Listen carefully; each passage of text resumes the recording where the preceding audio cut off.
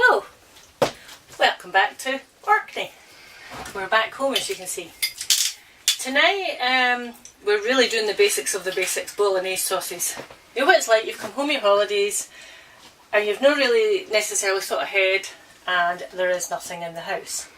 Or at least not a lot. One or two bits and bobs and some stuff in the freezer. So tonight, like I say, bolognese, easy and cheap style. Actually, saying cheap style, that makes it sound as though you're cutting back or whatever, and I don't think you are. I think we actually make the mistake here of thinking that you need to use loads and loads and loads of meat in products, especially things like bolognese. But if you eat bolognese when you're abroad, or like anything in the Mediterranean, there's actually not masses and masses of meat in it. They use what they've got that's cheap.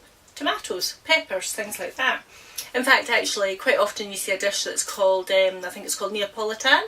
Kenny can give me the nod if that's something like that. And there's no meat at all in it, so it's the vegetarian version of it. But this one tonight, we're going to use some meat anyway. I've got two pots here because might as well save some time and do Naomi's corn one at the same time. So, 150 grams of meat. Absolutely nothing. So just let's get it on, get it started browning, and off we go. Quickly rinse my hands. I always just put some water out actually, a bowl of water or something. It's quite hot, turn it down. And then we're just going to start compiling some flavours. Get the top up again, eh? Plus mince can be noisy. So just some onion. Straight into it, we'll just do it quickly chopped. Somebody told me I'm needing to use sharper knives. Curvy knives. I'm used to my equipment. But I should have sent Kenny out in caveman style. He could have been sharpening it on the stones for me. So Naomi doesn't really do onions, so just a sprinkle of onions for Naomi. In fact, I'll probably get a row. Because it's like, oh, onions, but if I do them small enough and cook them long enough, she might not know, or she might not realise. But just another quick one. And then we'll just start compiling some flavours. One of the reasons I actually cook like this is somebody told me about things like, the ragu sauces that you buy in the shops. I might be repeating myself, but hey. And the amount of sugar that's in them. And it really scared me because, we do live in times when people are carrying a bit of weight. And I've looked at my kids over the years and thought, they were just always so slim, really. And not skinny or anything, but, healthy weight type things. And I've often wondered if it's because of the fact that I don't use things like bolognese, pre-made bolognese sauces. Someone told me that there can be as much as 13 teaspoons in some of these pre-bought shop ones. Now they are handy. I can fully appreciate you've been at work all day, you come in and it's just there. Oh, that one will be on the floor. I'll catch it later. Try not to skate in it. Onions are worse than banana peels. Anyways, so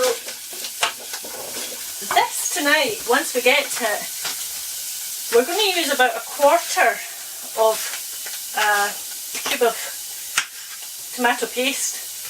And that quarter of a tube will work out about 7 grams, which is not even a teaspoon and a half of sugar. I mean, it's obviously still got some sugar in it, but nothing like if you were using these jars. And this is ever so much cheaper. I mean, 150 grams of mince probably equates to less than £1. That's with the corn burning, I think. Equates to less than £1. Now, you're feeding 4. It's maybe even 75 pence. This tin of tomatoes, if memory serves, was only 29 pence. I always keep some of these ones in the house. And I know some folk will say, oh, they've not got as much tomato flavour, or they're not as good. But you're adding tomato puree, so that's going to thicken it anyway. And yeah, I'll buy the ones that have got the herbs and everything in it as well, but Put your own herbs in it. Once you've bought them, they last forever. So, in with some peppers to both dishes. I should have said as well, still using my rapeseed, Scottish rapeseed, Keep Scotland the brand. £1.45 I think it was. We double checked the last time we were in to Lidl. I mean, that is an incredible price. You know, I love olive oil. I mean, I've got olive oil. I love working with olive oil. But for goodness sakes, buy Scottish. Keep Scotland the brand. They were just discussing it actually in the Parliament today. Really worried they are over this power grab from Westminster. But anyway, the Parliament's voted through. We're on Tuesday the 15th of May. So the Scottish Parliament has voted to back the government's continuity bill. So that's the next step. We're basically telling Westminster we're having none of it. Anyway, Naomi doesn't do mushrooms either. Which makes me laugh because anybody that knows anything at all about corn will be able to tell her that's how it's made. It's made from mushrooms. So if you're keeping up here, I've literally used the end of a pepper that I had left, one mushroom. See how it's actually given about 3 times the amount of quantity than the mince? For nothing. Absolutely nothing, just what you have in. If you wanted to, another night, tonight if you had it, add a carrot to this, or I don't know, say maybe 50 grams of lentils, along with some passata, and this will do you 2 nights then. So you'll be feeding 4 tonight and tomorrow. Now you might just not have quite enough for bolognese again tomorrow, but if you go back to my previous recipes, you'll see that I did a cannellini one, and I actually told you that night that it was from leftover bolognese, and that's where it comes into its own. So Naomi can have about a third of a tin. We can have the other 2/3. Good squirt. Remember, I'm saying I'm trying to keep it to about 1/4 of the, what's that called? Tube. That really good Scottish word. Get on your tube. I shouldn't start. I'll just stop laughing in a minute.